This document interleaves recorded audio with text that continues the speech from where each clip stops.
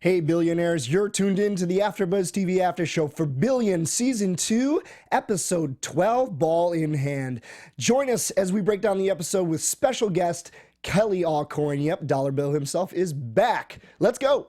You're tuning into the destination for TV superfan discussion, AFTERBUZZ TV.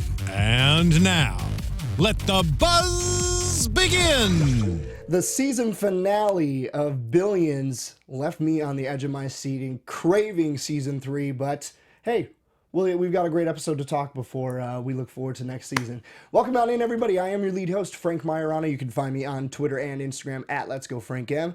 I'm joined by my partner in crime for the final time. It's Andrea Fasano. Oh, cute. Nice rhyme. You guys, thanks so much for watching. I am so... This whole episode, this whole season has been fantastic. Yeah. You guys have been awesome. I am Andrea Fasano, and you can follow me on all social media at Andy Fasano. And we'll mention your comments in a second, but Dollar Bill, y'all, is in the house. Woo! Live from New York. It's 1:15 a.m. Kelly Aucoin joined us on the show. Kelly, thanks for coming on again. What an amazing... Absolutely. Thanks for wanting to have me on. It's great. Well, you played such a critical role in these last few episodes with the tension heightening for Axe, and it seems like he came to you more, when you were at the batting practice facility and at the dry cleaners now in this episode. How did you see the relationship changing from last season where you were primarily in the office? Yeah, it was interesting actually. It was fun to see what they were doing in the latter episodes. It was almost as if Bill is this voice of conscience for him, and conscience in quotes, I suppose. But there's a certain element of Axe's personality that Bill seems to be able to tap into, maybe more than anyone else. Maybe even Wags, just because Wags has a certain responsibility. In terms of running the whole place, being that consigliere.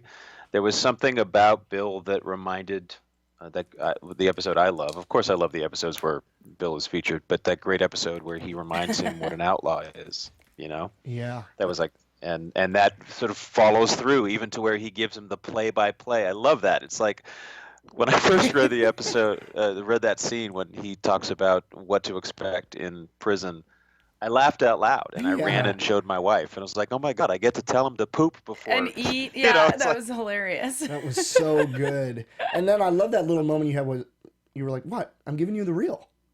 Yeah. That was fun too. Yeah, we played we played all that stuff a number of different ways, and it was interesting to see what the directors ended up choosing. But it was fun. It's nice to see. Maybe there's a sort of solidifying of what Dollar Bill's role is. It's still a relatively young series. Yeah. Maybe a solidifying of what Bill's role is going to be. Yeah, you, Taylor, and Wags were there at Axe at the end of the episode, and it seems like you three are going to be, along with Wendy Rhodes. And Maffei. And Dan right. Soder plays Maffei. He was in there too. You guys are going to be the heads on managing this thing while Axe is going through whatever he's going through. That must be exciting to think about. You are elevated to this new position within the company. Yeah. I recognized at the beginning of the season that my seat at the conference table was closer to Axe, and without having any conversations with Brian and David, the showrunners and creators of the show, I was like, "Oh, okay, cool. This means something." Yeah. It seemed it was that hope, sort of for me anyway, as an actor. You want to be pivotal to the show.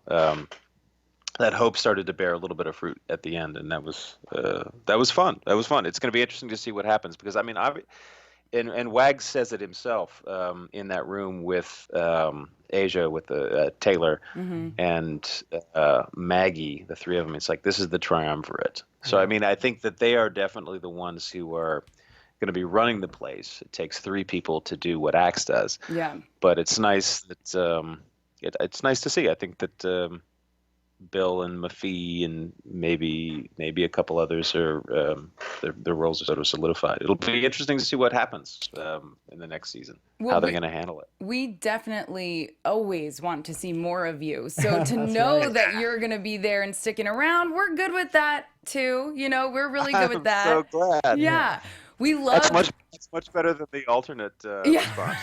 You know, they should find somewhere to put dollar bill. No. I've had a little bit much. Like we just said before we went on, I'm a bit of an over tweeter, I think. So there's a part of me that's like, let's mute that little SOB right now. No, especially because you are kind of an instigator in a fun way. You're always the real side of Axe Capital, and I actually really liked your involvement and conversation with Taylor, where you kind of think, okay, Dollar Bill is going to get pissed off, naturally, just because of his role in the company, and then you just support the decision wholeheartedly. To make Taylor the chief investment officer, right? Mm-hmm. Yeah. I'm sorry, I keep cutting you off, but that's another. I thought that was another great inspiration that the writers had, because it made sense. As soon as I read it, I was like, oh, of course. There's a lot that they give the actors. I think just the dialogue, they've thought about these characters' motivations as much as we have, and it's really fun. It's a fun collaboration. Sorry, what were you about to say? Well, no, I was just going to say that what I enjoy the most about the scenes that Andrea is mentioning and the scenes that I brought off, and specifically you within them, is your character can't always say what he wants to say when it comes to these deals, right? I mean, some of the deals, I am not uncertain, all these, like... We love that line. These scenes of yours, you can't say what you want to say, but I can always see in your eyes what you're really thinking. And I think that's such a great credit to you. And, kind of like Andrea mentions, like every time you come on a screen, it's like, all right, here we go. Kelly's here. Let's go. It's going to be a quality scene with some meat to it. So that's awesome. Well, that's great. I'm glad that's what you think. I'm glad that's not. Again, there could be so many responses when someone comes on screen. I think that's true. That it's an interesting setup. It played out overtly when Steph Reed was, the woman who was hired to listen in on every one of Axe's conversations was in the room, and I can't say what I want to say, and I keep looking at her and saying, "There's stuff I want to do, but we can't do this, and I have the thing that's going to save you, but you can't hear it because." Dot. I can't tell you even why. And then that scene in the batting cages when it's like, look, you're an outlaw. This doesn't apply to us. And I mean, these aren't my personal politics, but it's fun to play a guy who literally just balls out says, I'm rich. You're even richer. Literally, if we can't do whatever the hell we want to do, then the terrorists have already won. I mean, What's the point? It's such a. I'm sorry, you can bleep out whatever you need to do, but that's such a douchebag thing to say. But it's also like, it's so much fun to play that guy, maybe Bill is sort of the id, but Bill is the part of Axe's brain or mind or compulsion that is completely untempered. And Axe knows how to actually work at a much higher level than almost anybody. So definitely higher than Dollar Bill, because he also has he has myriad other skills as well. Bill is a great lieutenant. He's a great blunt instrument. He's a great weapon. I don't think he would be good at running Axe Capital. So he probably recognizes that it's better that Taylor did it. Taylor got the job. Right. But anyway, yeah. So that was a fun sequence of scenes. Yeah, and you, I mean, have so much fun on screen. We could tell, that you are having so much fun. When you're having fun, we're having fun, right? So let me ask you as a question. Obviously you've read the scripts for each episode, and so you knew what was coming tonight. But what moment tonight, surprised you or impacted you in a way that you didn't quite see on paper when you read the script for this episode? Nice. That's a great question. Yeah, I'm like, good one, Frank. I like it. Frank, way to go, Frank. Nice, Frank. No, I often I do the same thing with the Americans, the other show I'm on. I try not to read too much around what I'm doing because I am also a fan of these shows, Mm-hmm. and I like to be surprised. But at the same time, you have to know what people are saying about you and know the new nuances because they might provide clues for your scenes. So I'd say, oh God, there's always so much. Last week, it was how much the episode played as a heist, as a mini heist film. And Karan Kusama directed the hell out of that episode last week. This week, I'd say it was probably the moment at the end, that hug between Wendy and Axe, and the. I mean, I'm not ready to. I don't know. They know better than I do, and maybe we'll find out later. I don't know exactly what's transpiring between them. I don't know what their history is exactly. I don't know the level of emotion or the specificity of the emotion, but the intensity of the emotion when they're hugging, and the forgiveness that she gives him, and how she holds him and looks at him when the cops are coming in, when the FBI is coming in. And she whispered That- something I was to just him. gonna say that. She whispered something. I mean, that's a Bill Murray move right there. Lost in translation. That's right. But- So that's probably was the biggest surprise. Just the level of emotion I felt in that scene. It was great. I mean, it was great the way it was written, but it's a less than a paragraph on the page. I have two questions for you. It's a two-parter. One, because of last season, the way it went down with that final scene between Rhodes and Axe, can you compare the end of this season with that scene to that? Because I'd love to know your opinion watching them, and you can't not. You know what I mean? Between the two, it's so iconic for Billions as a show. And then I want to know your predictions for season 3.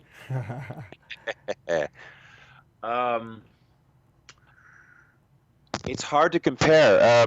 There was something more understated about the end of this season. Agreed. I thought that was a great choice. Maybe I'm remembering incorrectly, but my memory is that that last season ended with the big explosion, and certain scenes within it had a sort of denouement or some quiet, but it kind of felt like this season the big, the fireworks were in episode 11, and by the time we got to the finale, episode 12, it was fallout, and there was intensity, and there was a lot to deal with, but it was a little more quieter. expected too. Say that again. A little more expected as well. Well, some of it. I mean, Yeah. the fact that, we knew a lot of what was going to happen wasn't a surprise. Right. So we are not relegated, but because it was a wonderful thing. But we were the drama and the action and the energy was for the audience was watching how people dealt with the fallout. Right. And somehow these directors and writers and actors made it riveting. That's not always the case. That's often the sort of the coda or the epilogue, but it didn't feel like that. So I would actually say, if you were asking me to pick were you asking me to pick which one was more amazing, or to talk about? Just to analyze it. I mean, I think I know But my does that own make opinion sense of what which you're one was more amazing. It absolutely makes sense, and I'm glad you kind of hash that out for us, because I felt the same way watching this episode. I felt like, I'm going to use this term and it may not be the right one, but it was a little more vanilla for what the finale would be for Billions. But again, this was a different setup for the finale. The penultimate episode was huge and had so much fun with Chuck Rhoades crying / laughing that you did kind of know. Yeah, and this did set up kind of, okay, now Wendy and Chuck are together, and that surprised a lot of people. There's a lot already online about people being like, holy cow, I cannot believe that's the way that ended. Yeah. I actually forgot. I'm assuming that was in the script. I actually forgot that the hand holding walking up the brown stairway. Yeah. The steps, and my wife and I were watching, and we both turned to each other, and our mouths were open. And it was like, what the? Parenthetically, that brownstone is about a block from where I live. Oh, So fun. oftentimes shooting, I come out because it's never me. I shoot up in upstate New York, but Right. whenever they're shooting there, I walk out and I bring them hot chocolate. Oh, how cool are you? Oh, that's awesome.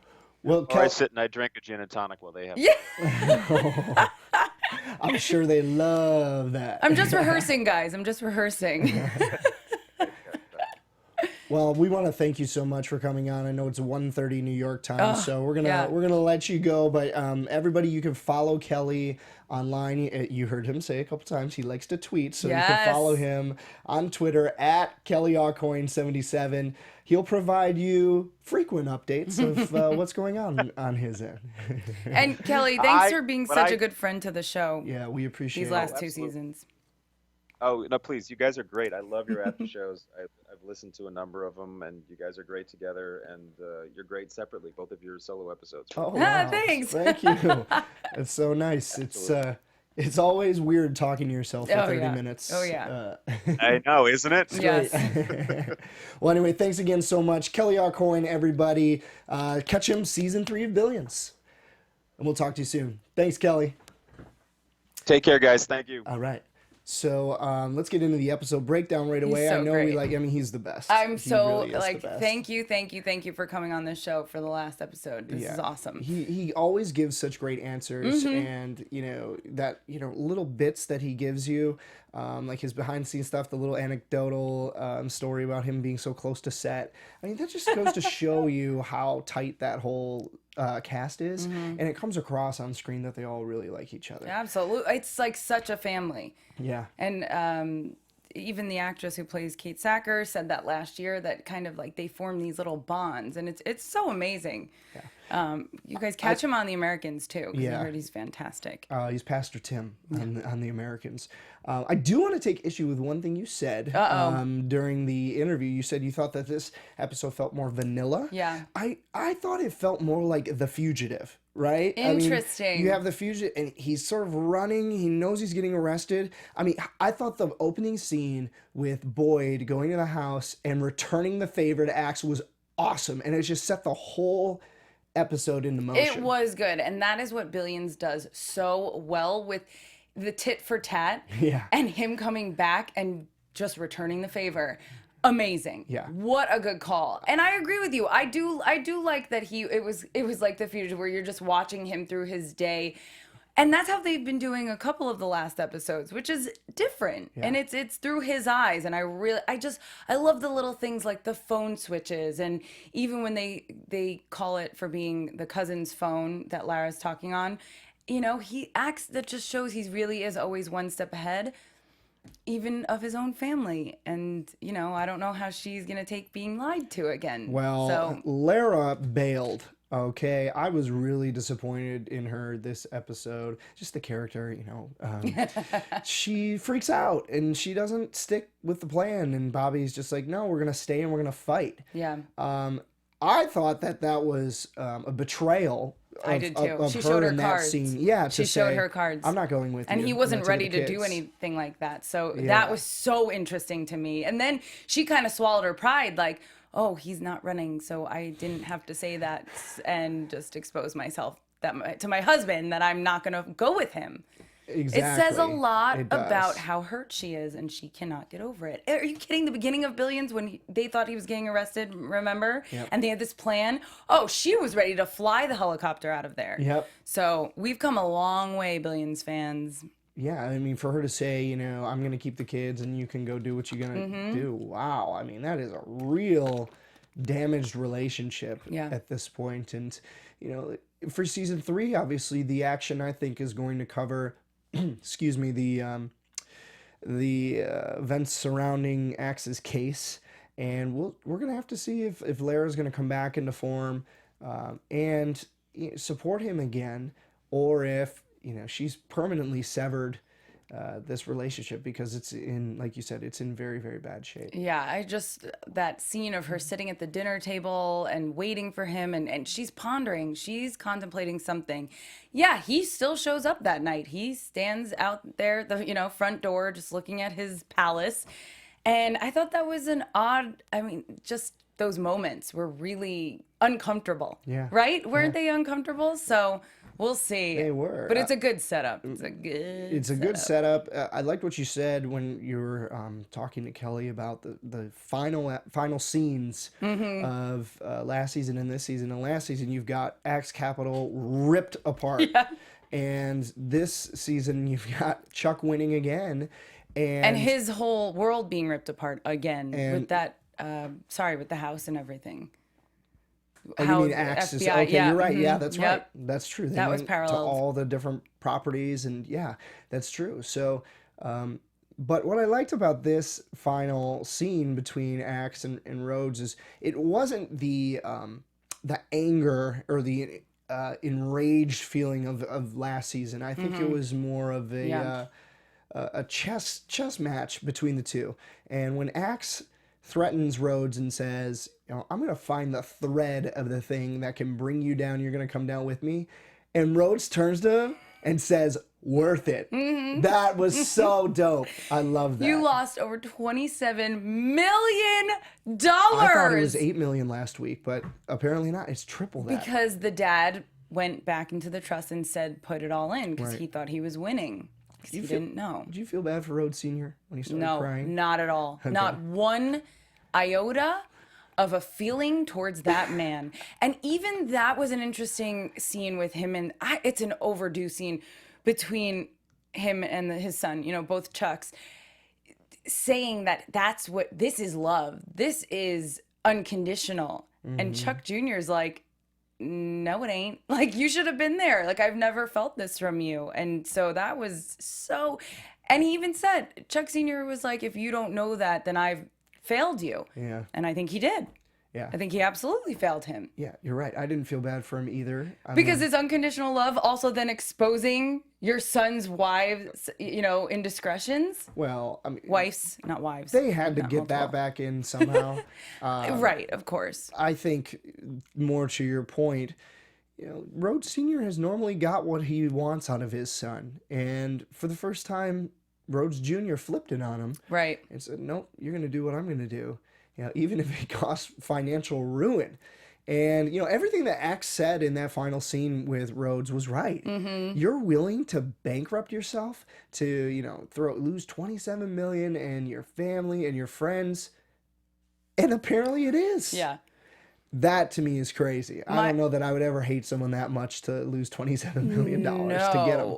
And Ira, I loved his line where Chuck told Ira, don't get emotional. Act, whatever word he said, rationally.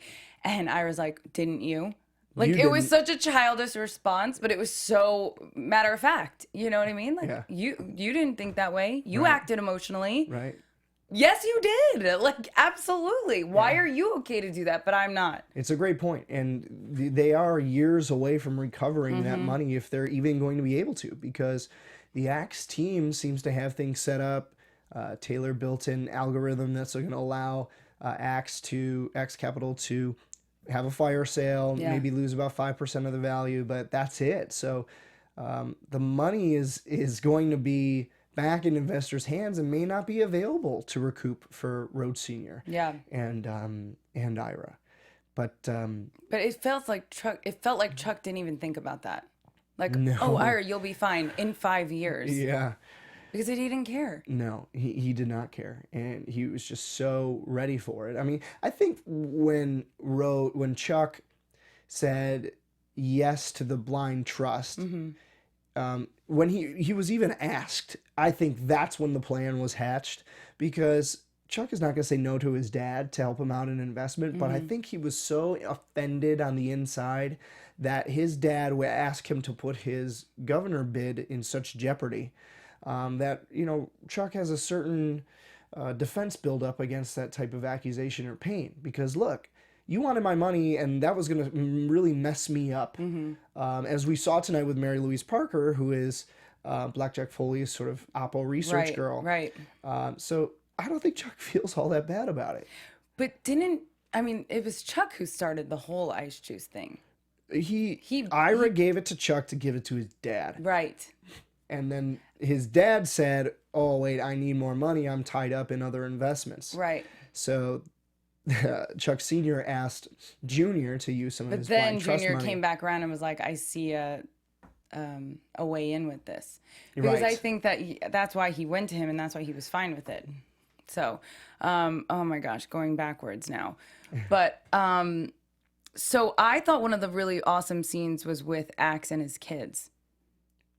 Great scene. You know? Great You scene. saw throughout the episode, it was number one on his mind. Yep. He kept questioning what he says to them. What do I tell them? Asked a few different people. And then he's with them. And I just thought that was a moment in this episode that really spoke to me. And I enjoyed his honesty. Mm-hmm. He was listening to Wags at first and started, kind of going, oh, the government's going to screw you, all this stuff. And he's like, Yep. I'm lying to you guys. I'm Yeah. sorry. I'm flawed. I'm not perfect, but I try. And then for the son to turn around and be like, we won't stop fighting either, Dad. Yeah. Like, it was so cute. It's so good. And you're 100% right where there's a change in, lying and trying to put up this false front and Axe just saying, no, here's the truth. Mm-hmm. I'm a flawed man. Yeah. And that is a sea change for this character to be able to admit that. So I totally agree with you. I really liked that scene tonight. I like that Chuck sort of let the Craig Hedeker experience go, let bygones be bygones. Yeah. I think he's just like, look, I've got my wife back and, she was separated from me, and is it worth bringing up right now? Mm-hmm. Now, me personally, I would bring it up. Yeah, I would ever. not want You to wouldn't let hide that go? that. No, I would want everything to be on the Mm-hmm.